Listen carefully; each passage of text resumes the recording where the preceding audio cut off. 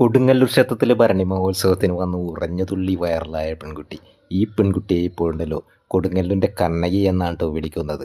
ഈ പെൺകുട്ടി ഉറഞ്ഞുതുള്ളുന്ന ഒരു വീഡിയോ എടുത്ത് ഞാൻ പോസ്റ്റ് ചെയ്തിട്ടുണ്ടായിരുന്നു കേട്ടോ. ഈ പെൺകുട്ടിയുടെ വീട് ഏതാണെന്നോ നാട് ഏതാണെന്നോ പേരെന്താണെന്നോ ഒന്നും തന്നെ എനിക്കറിയില്ല കേട്ടോ.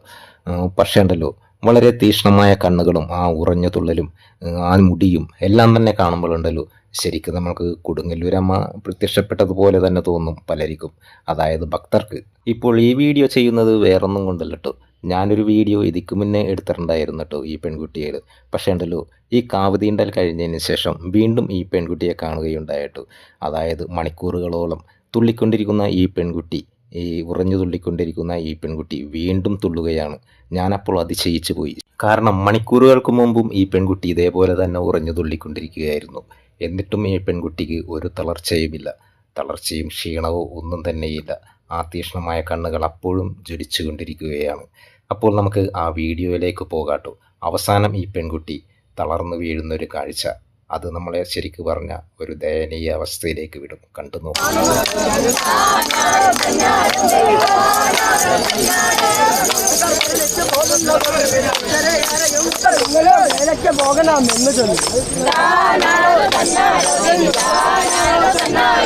പാരമ്പ ചപ്പണ്ട തുറന്ന രൂപയുടെ തറന്ന താഴ്മയെ ചൊല്ലു നിന്നു. എന്റെ പാരമ്പ ചപ്പണ്ട തുറന്ന രൂപയുടെ തറന്ന താഴ്മയെ ചൊല്ലു നിന്നു. തുറന്ന മാകില്ല കുട്ടാനും ഇല്ലവിടെ തോരനെ കണ്ണങ്ങൾ കാത്തിട്ട് ഇവിടെ വെക്കണേ കുടമത കാണുന്ന വടുകിത വേണമെങ്കിൽ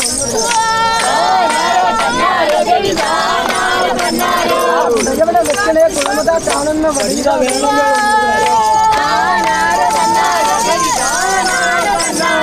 പോറാക്കി നിങ്ങൾ കുളിച്ചുവൻ നീരങ്ങിൽ ഇരുന്ന താനൊരു മുണ്ടും